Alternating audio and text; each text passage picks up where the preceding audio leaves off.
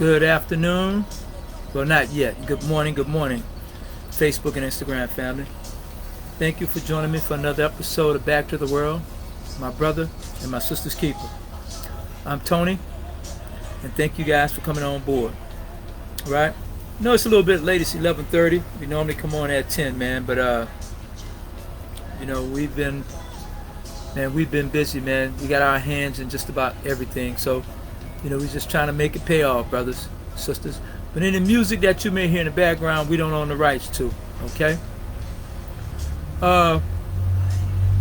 Before we get started, I'd like to send out our condolences to the late, great Quincy Jones, Sir Quincy Jones, I might add. I mean, he was a legend. His accolades, man, it reads bigger than the world, just about. We're talking about a guy that was back in the day with Ray Charles, Frank Sinatra, Count Basie. He did movies, man, when there were only black movies.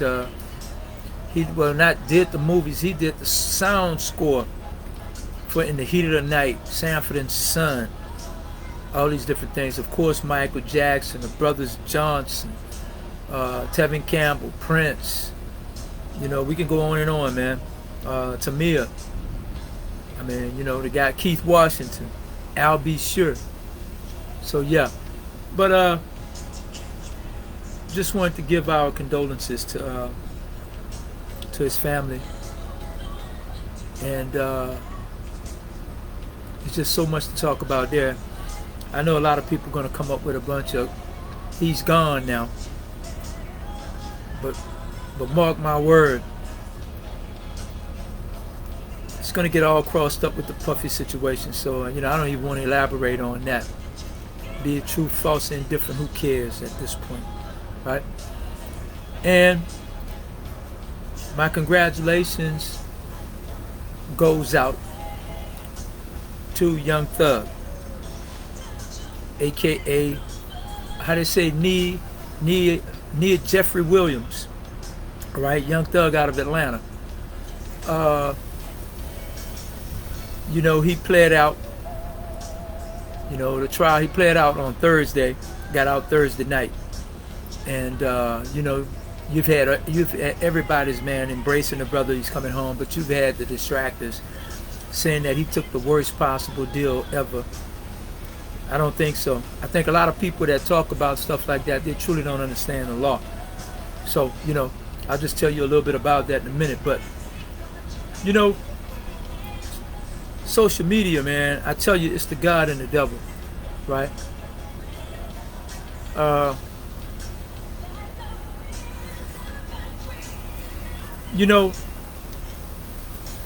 love it for what it allows you to do business-wise.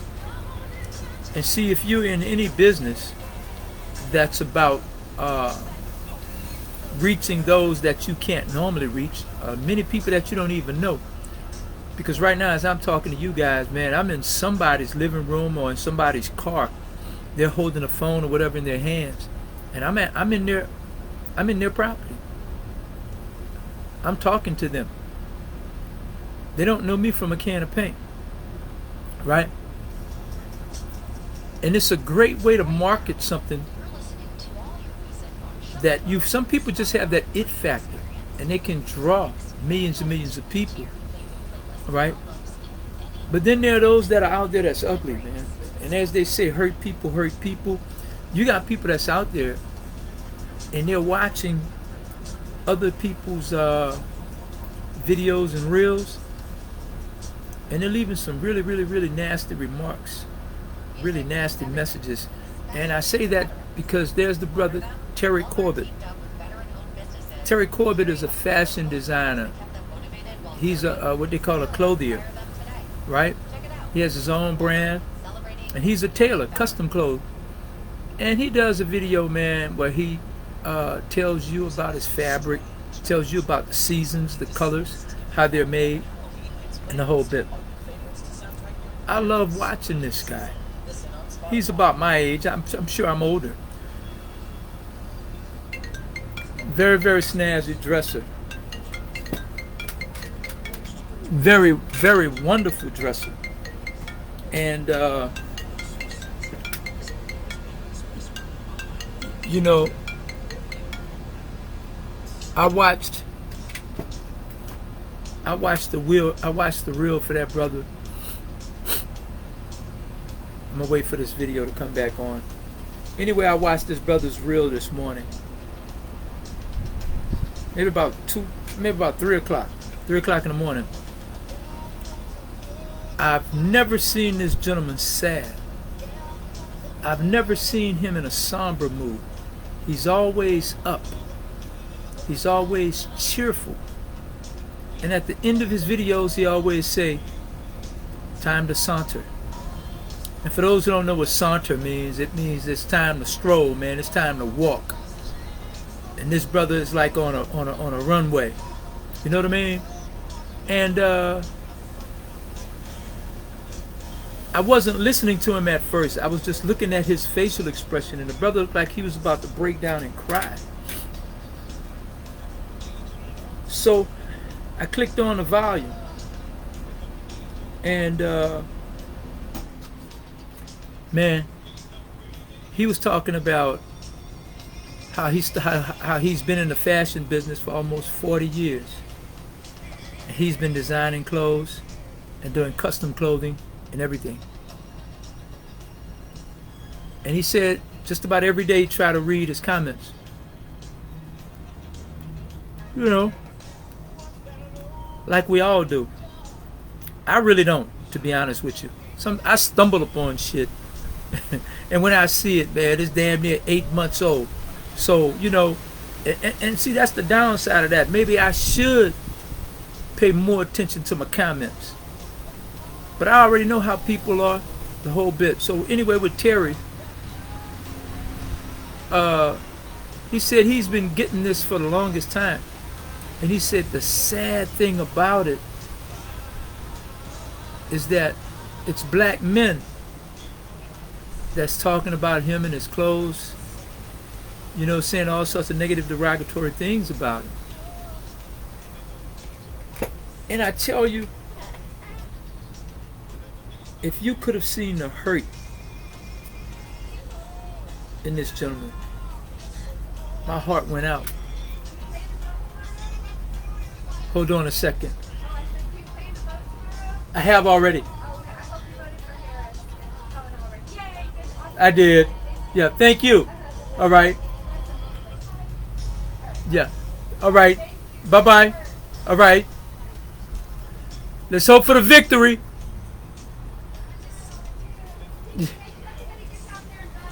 Yes. Okay. So, yeah. So, you know,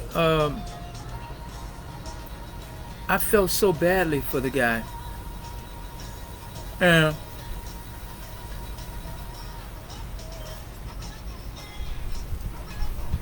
see, I know how, I truly know how he feels. At the end of the day, I don't give a shit what anyone says, man. If you're on social media, you're on it for attention to a degree. Whatever that may be it negative or positive attention. All right? And then you have those that don't really reveal themselves, but they'll say all sorts of nasty things on your site, the whole bit. A lot of them are just really call themselves having fun, and they don't realize how strong the words are. They don't realize that. And when you, and I'll be honest with you, if you on some of these entertainers, if you're on some of their websites, oh, not websites, what you call it, if you're on some of their social media page, they read the shit that you say, man. They may have somebody that manages their social media, but every now and then they get on and they read that, man. You know what I mean? And what I expressed to the brother was this. He said that almost 99% of all the negative remarks, the negative comments, the hurtful words, they're coming from other black men.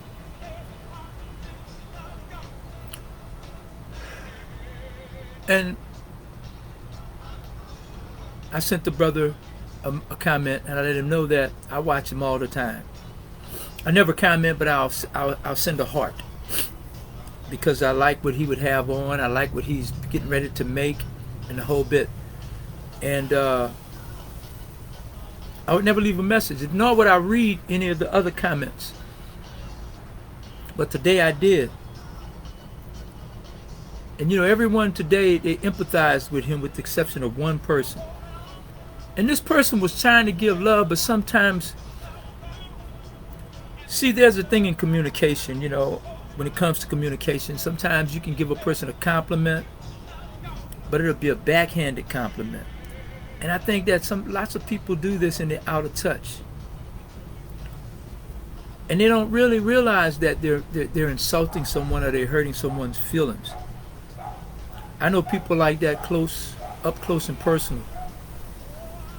And then when you turn it back around on them, they play the victim.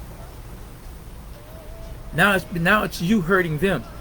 And I know, and see, since we have social media now everybody understands. Everybody think they know what the word narcissism is, right? 10 years ago, before Google and social media and the whole bit, nobody never knew the term narcissism, Asperger's syndrome. No one didn't know anything about that.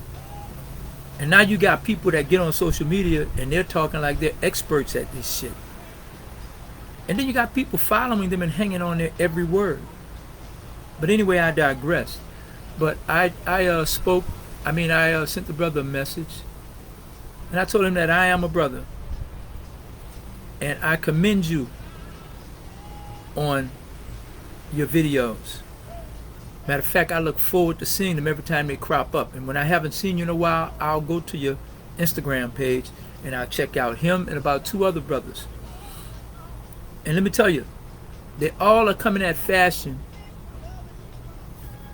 They all are coming at fashion the same way. That's about being a well-dressed man. But some of their fashion just kind of taper off a bit. You have the other guy down in Memphis. You have the other brother that's in England, the African brother that wears the hats.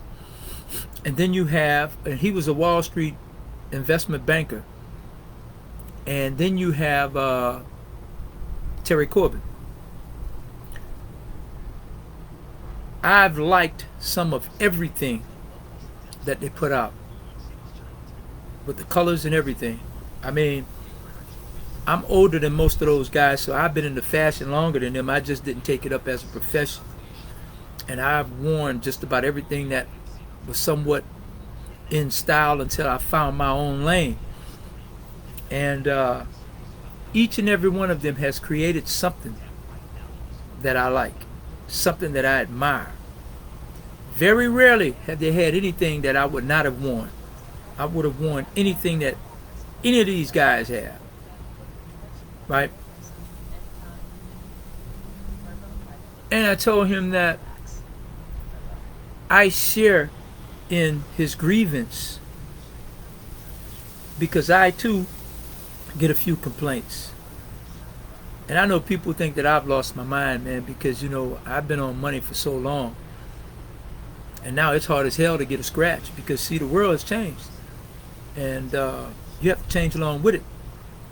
My thing was, I was sat down for 25 years, but I was way ahead of everyone that was on the outside when it came to information. I could not act on that information at that given time. And by the time I came home, the information was stale. So now I'm in a cycle, I'm in a blender, I'm playing catch up. But that's okay. Some people were placed on this earth to struggle. It wasn't made for everybody to be rich. See, you got to understand what success is. What's perfect is being born and then dying. That's perfection. Now, I don't want nobody to misunderstand that when I say that, but you got to understand. After birth, the only sure thing is death. That's the only sure thing. Everything else is a crapshoot. It's on how you get to the end. So some people were just here to be a beacon, to be a guide, to show people what to do or what not to do, to be a martyr, if you will. You know? And see, the truth of it is, if you read the Prosperity Bible, right? The Prosperity Bible is going to tell you everything that everybody else is telling you about being a success. There's no secret to it.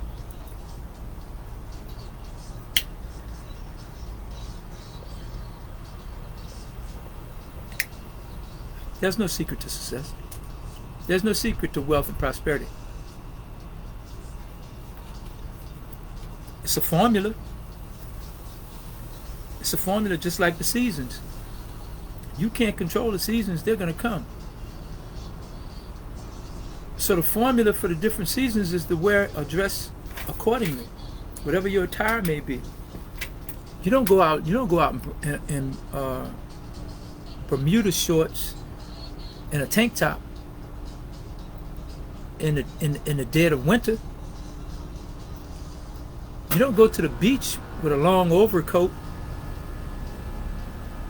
a shirling jacket, some boots, gloves, and a hat. You wouldn't go to the beach in that in the summertime. So it's a formula. You just have to figure out the formula and how it fits your life. See, one strategy does not fit everyone, and we as black people, it don't fit most of us. We have to get ours alternatively.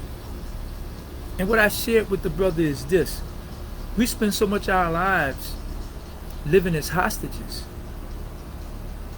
And when you're a hostage, man, if someone else is freed and you're not, you're bitter about that person going free. I can almost guarantee you that. If they have to choose and they select the person and send them out, everybody else is wondering, well, why them and not me? I wish it were me. And if it was a free fall and they say whoever win would go home, it would be a lot of murdering. It would be a lot of killing and a lot of bloodshed. So we don't know any better. I created a business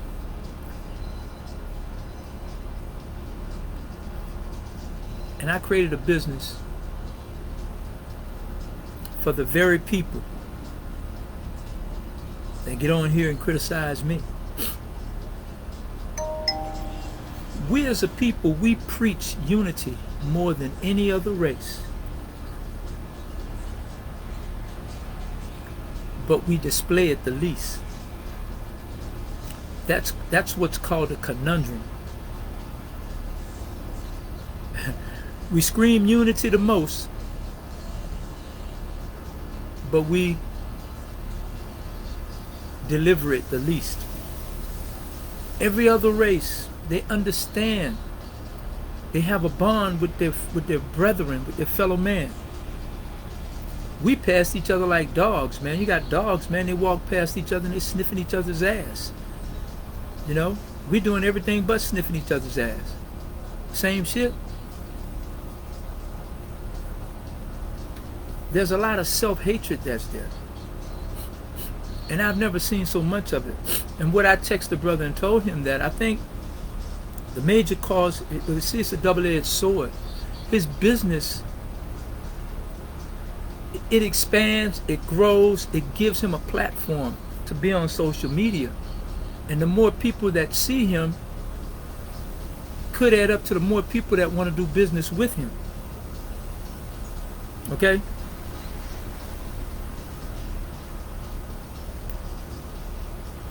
So you can't cut off your nose to spite your face.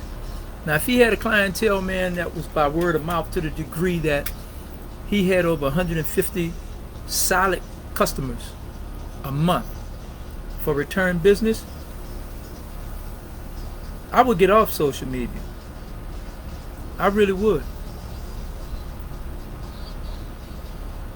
I would get off it because, you know, he's not being appreciated by those. And if it bothers you, I would get off. But other than that, your business needs the exposure. I wouldn't go any place. But see the people who are buffoons, people who are fools, people who are loud. Those are the ones that get all the likes.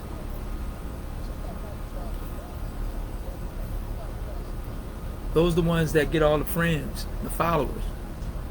You know? Get on YouTube, say something, do something stupid. This shit's gonna skyrocket. Charleston White never lied when he said that. As long as he was talking with sense, nobody paid attention to him. But the minute he became an asshole, he became a millionaire. Who would have thunk it? It just goes to show you, man, God has a sense of humor. Yeah, brother Terry Corbett, man, I salute you, brother. If I had a hat, I'll take it off to you. Right? Keep on keeping on. Keep on doing what you're doing, man. And at the end, just saunter. Okay? So now we're going to talk about Young Thug for a minute. Now,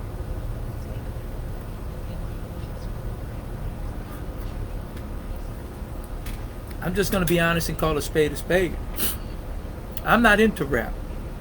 I listen to more rap now than I have ever in my life. And sometimes it's just there to keep me company. I don't necessarily pay attention to a lot of it, right? And when I was locked up and I was looking at these videos with these young guys, watching these guys, and I saw Young Thug just when he was coming out, and his name was Young Thug. So I'm like, man, what the hell is that? So I never listened to any of his music, but I would just see him in magazines. Of course, I see him in magazines that at the time we was getting Sister to Sister, magazines like that, and then some of those other musical magazines, right? Well, I was checking him out. Then there was a time he had on a dress. Now everybody else freaked out because he had on a dress the whole bit. I really didn't. But when he had pearls on one time, I was like, oh man, what is this dude? But there was still something different about it. Right? And with the scars and the tattoos in his face, man, he just looked hard. And I passed judgment on him. I'm like, man, this dude, you know, I'm like, he probably can't even rap. So it wasn't until after I got out and I was on social media and I would hear him speak. I liked the song he did with Drake. There's a couple other songs that he did. And I'm like, damn, let me check him out a little more. So then I started hearing about the things that he did for his community. Excuse me.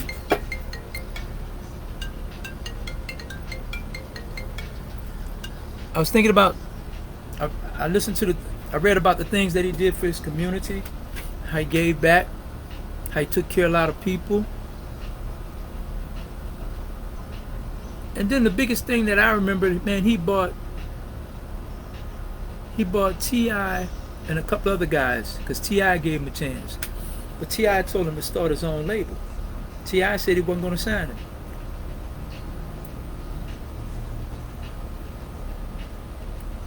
He wanted T.I. to give him $1 million. And T.I. said that he could do it, but he said he think he'd be holding him back. So then he got with Baby and all of them and the whole bit. So I'm like, oh man, what the shit, he's getting ready to get lost in the sauce.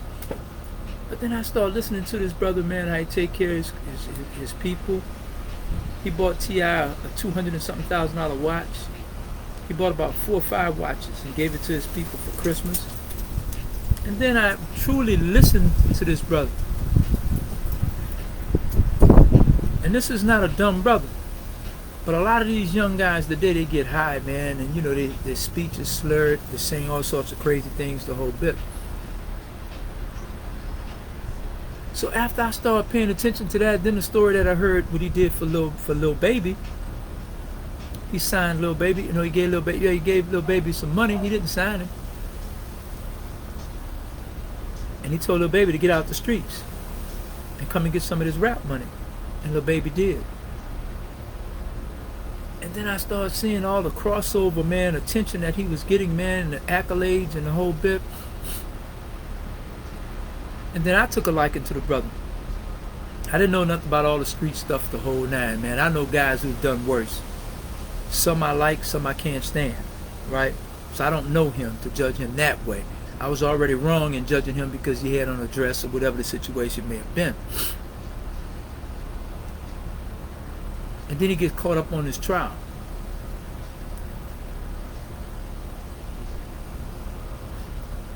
And see, I listened to the trial, and I listened to the charges. I listened to what the charges were.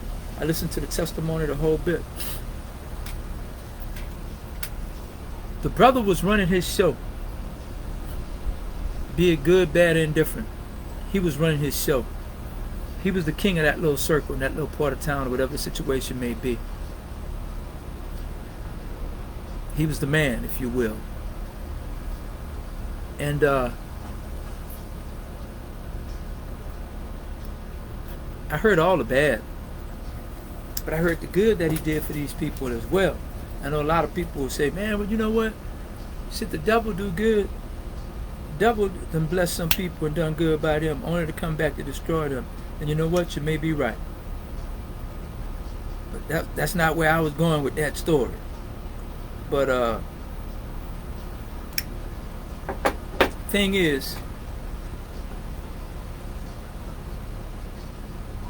they threw everything but the kitchen sink at trying to convict him.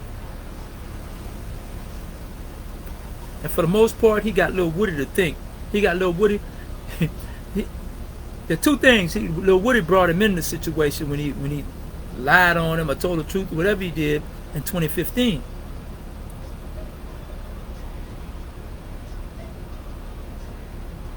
And then Lil Woody just sabotaged the government's case. And on just about the last day, the government did a with some evidence. They revealed something that they weren't supposed to, which could have caused a mistrial. Well, see, that trial has lasted for 2 years. Any judge, man, is gonna hurry up and try to get that off their docket. They want to plead this out, or they want to hurry up and give a sentence, right? So when the case got trashed, it wasn't so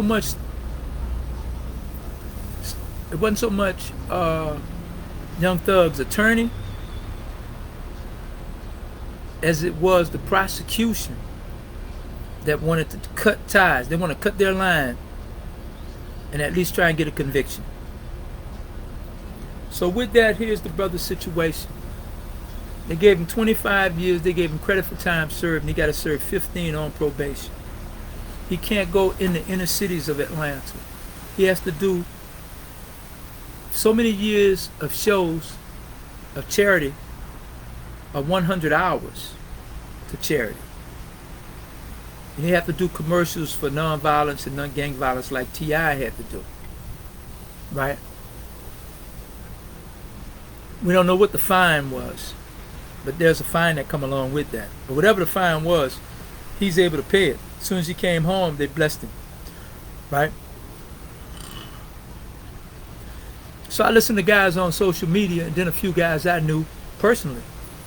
They say, man, that's the worst deal in the world, man. He took a horrible deal. They say, man, even his dad said he should not have pled.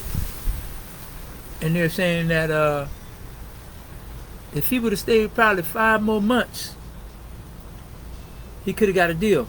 Could have got a better deal. Gentlemen, ladies, let me share something with you. Once the trial has started, you can't delay the trial by saying that you want a deal. See, the trial has to run its course now. The only thing you can do in the midst of a trial is say you want to plead. You want to plead guilty to charges, so you want to cut lines, you want to cut the ties. That will end that trial. If not, that trial has to go to the end. So whatever was on the table presented, it wasn't going to be anything else presented unless they came up with something else and hurry up and gave it to the judge before that case reached the jurors. So for anybody that said he could have held out for a better deal, not once the trial has started. And you got to keep in mind, here's a young guy, multi-millionaire, rich, a lot of people dependent upon him, got a record label, got a guy that's on his team that everybody calls the snitch, but this guy is performing for YSL label, and this is pretty much the only way he's eating at this point in time. So you don't want to cut off the hand that you're fan with, the hand that feeds you. You don't want to do that. Let me tell you, I don't know how old Young Thug is. Let's say he's 27. When he went in, he was 25. He's experienced some things. He's seen what it's like to have all that shit taken away from you. Right? And he realized he needs to make some changes. I told you he's a smart guy. Now we need to see he's an intelligent guy. Now we need to see if he's smart. Because 15 years, I didn't have 15 years probation. But I tell you what, when you got a lot of money and you don't have to get out in the streets and see what he was doing, he was wilding. He was getting high, drinking, he can't get high. He was getting high, drinking, smoking, popping pills, the whole bit. That skewers your thought process, right? So he's had a chance to clean out. On one of his songs, he said, wish he could drink some lean, but the judge told him not to. If he gets caught up and he violates, now he's going to have to do 15 years on the inside. He shouldn't want to go back to the hood. When you leave something outside that's worth something, it hurts like hell. And every 1 year seems like 10. So if you haven't walked in his shoes, don't criticize him from taking that deal. Because in 5 years, he's gonna be somebody different. In 5 years, he's not gonna be the same guy he was 10 years ago. So all of his interests are gonna change. Why would you want to sit in jail and rot? And you have an opportunity to get out. I never understood that. I know guys that say, well, I just want to eat up the paper. Man, don't you know so much can happen while you're in those bars, behind those bars, man? You can lose loved ones, man, that you never had, that you didn't have a chance to say I love you. You didn't have a chance to embrace them. So I think that he made the right decision considering his situation. If you went to jail and you didn't have shit going on to begin with, man, sure, lay down and do that 5 more months. Never go to trial. Don't go to trial. But once the trial started, you can't do nothing. There's nothing you can do. So I take my hat off to the young brother and hope he continue to do the right thing. I guess in videos to come, we'll get a taste of what his attitude is, what his mindset is. He's insulated. They're doing him a favor. If he don't have to go out in the streets, he just stay near his house. He stay protected. He can still travel, he can still tour, and he can still do concerts with Gunna. Right? Oh. We get Big Meech and Young Thug come home Both come home within a month's time. But then we get Lil Durk locked up, and then Puffy's locked up, and Q died.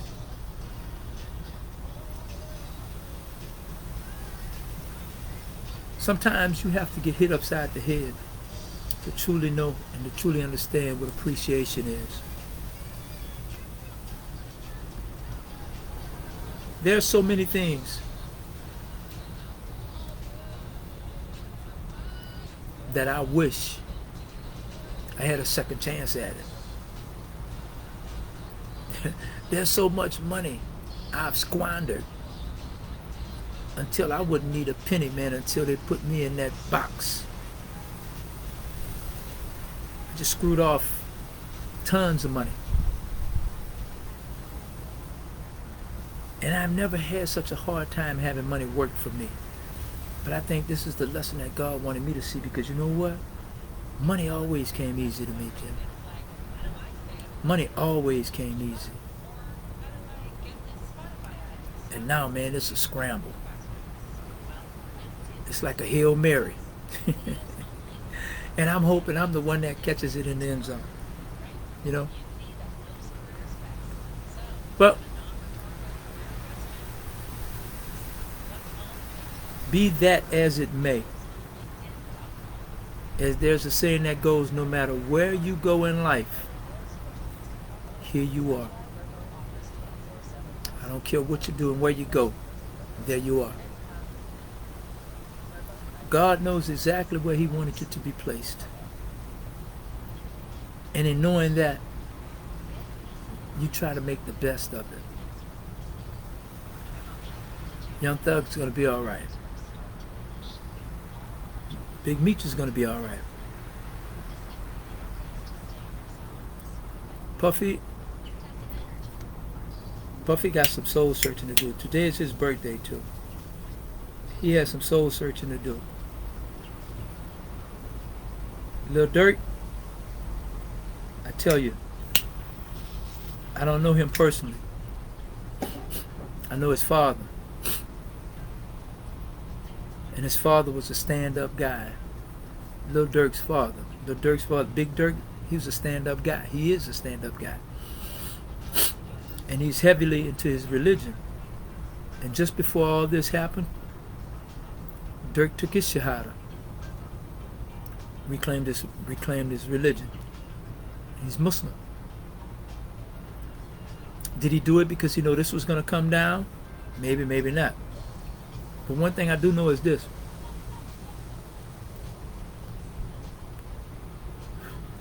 I'm hoping he doesn't get any time for that murder and they try to give him a death sentence. But what I do know is this.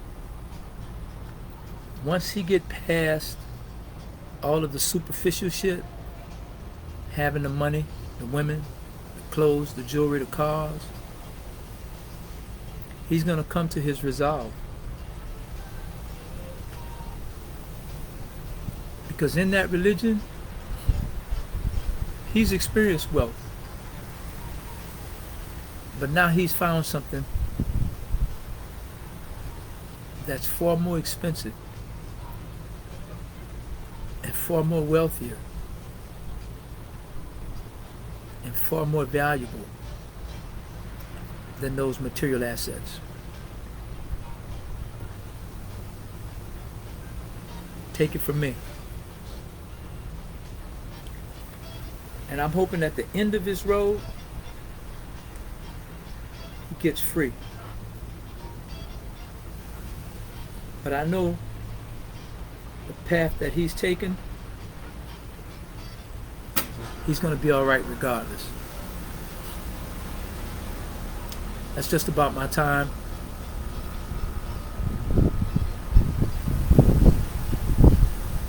I thank each and every one of you that signed on, said hello.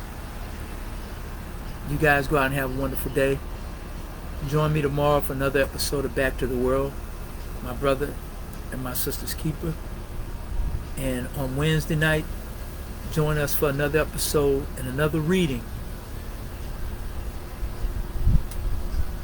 on Billionaires Roundtable Conference, as we read passages to you and stories to you from the Prosperity Bible. Okay? All right. Y'all be peaceful.